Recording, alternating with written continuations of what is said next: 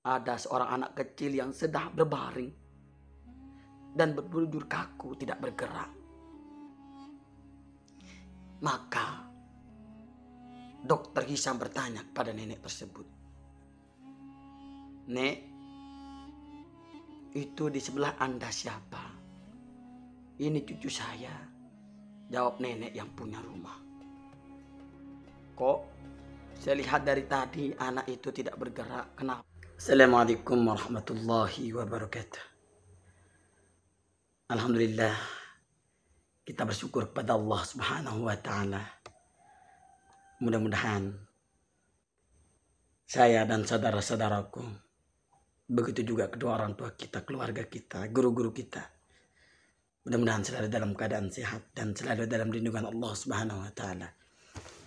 Amin ya rabbal alamin. Kedua kalinya tak lupa saya mengajak saya pribadi dan saudara-saudaraku semua untuk selalu berselawat kepada Rasulullah sallallahu alaihi wasallam dengan salat Allahumma salli ala sayyidina Muhammad wa ala ali sayyidina Muhammad. Mudah-mudahan kelak kita mendapatkan syafaatnya di ila yaumil qiyamah. Amin ya rabbal alamin. Saudara-saudaraku semua, pada kesempatan kali ini saya ingin berbagi kisah tentang seorang dokter ahli tulang dan saraf dengan seorang nenek yang harus berdoa dan berharap dapat mengobati anaknya. Saudara-saudaraku,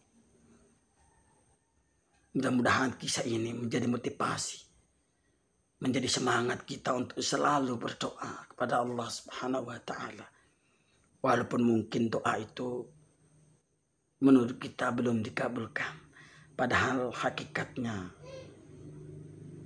semua doa itu dikabulkan oleh Allah Subhanahu wa Ta'ala. Baik saudara-saudaraku semua,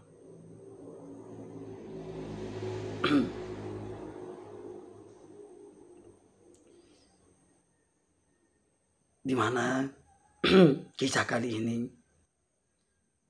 menceritakan bagaimana luar biasanya jika Allah Subhanahu wa Ta'ala sudah mengabulkan doa kita. Semoga sepenggal kisah yang diceritakan oleh Habib Ahmad Al-Habsyi kali ini mempunyai hikmah atau penyemangat kita semua yang doa-doanya atau doa atau keinginannya belum dikabulkan oleh Allah Subhanahu wa Ta'ala pada saat ini. Saudara-saudaraku semua, mudah-mudahan kisah kali ini memberikan hikmah kepada kita semua atau penyemangat untuk kita selalu berdoa kepada Allah Subhanahu wa Ta'ala, Tuhan yang Maha Esa. Apalagi bagi kita semua belum dikabulkan doa kita oleh Allah Subhanahu wa Ta'ala pada saat kali ini. Saudara-saudaraku seiman, sebangsa dan setanah air, ada seorang dokter dari negeri Syam yang bernama Dokter Hisam. Beliau seorang dokter ahli tulang dan saraf. Suatu hari Dokter Hisam mendapatkan undangan untuk mengisi seminar di satu negara. Dokter Hisam pun berangkat menggunakan pesawat.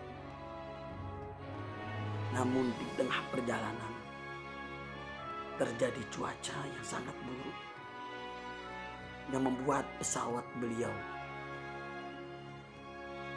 yang dia tumpangi harus mendarat di bandara terdekat. Saudara-saudaraku, maka pesawat yang beliau tumpangi tersebut mendaratlah di bandara terdekat, tapi bukan bandara komersil yang banyak dilalu-lalangi pesawat lain. Saudara-saudaraku, akhirnya Dokter Hisam turun dari pesawat tersebut dan menanyakan kepada penjaga bandara mengenai perkiraan pesawat itu dapat berangkat kembali. Sang penjaga pun menjawab, saya tidak dapat memastikannya karena ini bukan bandara komersil, apalagi sedang cuaca buruk seperti ini. Mungkin bisa sekitar 8 atau 10 bahkan 12 jam ke depan. Saudara-saudaraku, lalu Dokter Hisam berkata, saya tidak bisa karena saya harus mengisi sebuah seminar, dan setelah itu saya harus kembali ke negara saya karena banyak pasien yang menunggu saya. Penjaga bandara itu pun menjawab kembali, kalau begitu Anda cepat-cepat, ini di luar bandara ada persewaan mobil, silahkan Anda sewa mobil dan Anda jalan ke kota sebelah kota ini. Perjalanannya hanya 2 jam. Nanti setelah sampai di kota tersebut ada bandara komersil. Mungkin nanti Anda dapat melanjutkan perjalanan di sana. Tidak pakai pinggir panjang. Akhirnya Dokter Hisam pun keluar bandara, lalu sewa mobil dan menyetir sendiri. Lagi-lagi di tengah perjalanan terjadi hujan yang sangat lebat hingga membuat kaca mobil tidak bisa melihat jalan di depannya. Lalu Dokter Hisam berkata, subhanallah, tadi badai di atas, sekarang badai di bawah. Kalau saya melanjutkan perjalanan, mungkin saya bisa menabrak atau bahkan bisa mati. Maka Dokter Hisam pun menepi. Maka Dokter Hisam pun menepikan mobilnya dan beliau beristirahat. Namun karena beliau takut jika sampai ada mobil yang menabrak mobilnya dari arah depan, akhirnya Dokter Hisam keluar dari mobil tersebut dan beliau melihat di sebelah tempat mobil beliau berhenti ada rumah gubuk tua.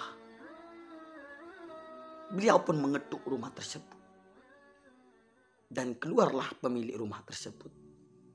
Ternyata yang punya rumah sudah tua.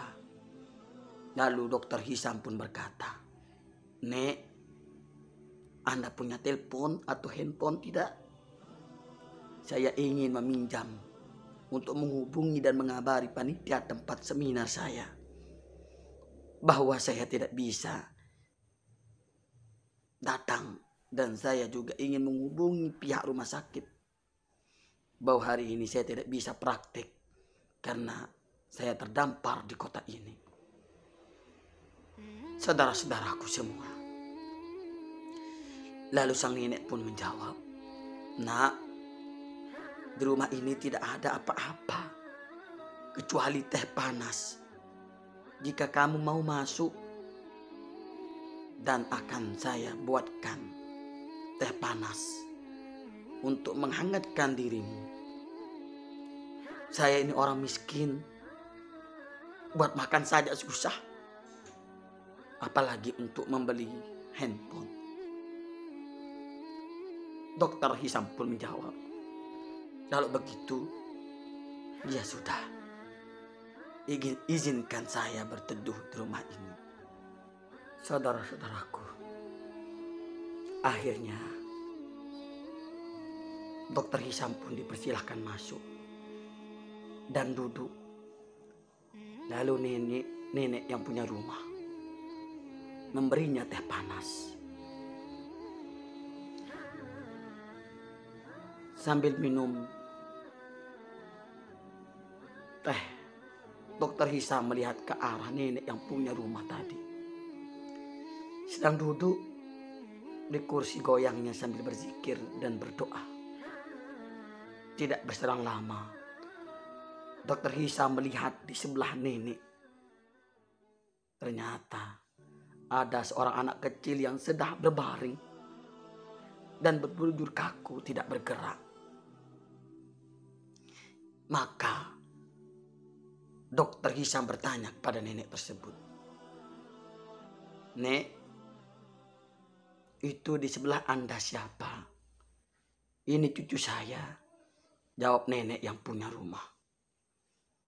"Kok saya lihat dari tadi anak itu tidak bergerak, kenapa?" "Cucu saya ini dari lahir cacat, tidak bisa bergerak.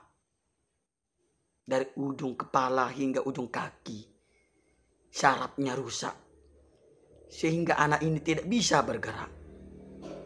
Terus orang tuanya di mana? Orang tuanya sudah meninggal. Ibunya meninggal saat melahirkannya, dan ayahnya meninggal saat anak ini masih bayi. Maka saya yang ngasuh anak ini dari kecil sampai sekarang." Saudara-saudaraku, lalu Dokter Hisam bertanya lagi pada sang nenek, "Terus kenapa tidak diobati anak ini?" Sang nenek menjawab, "Dari mana saya memiliki uang untuk mengobati anak ini? Dan sakitnya parah. Kata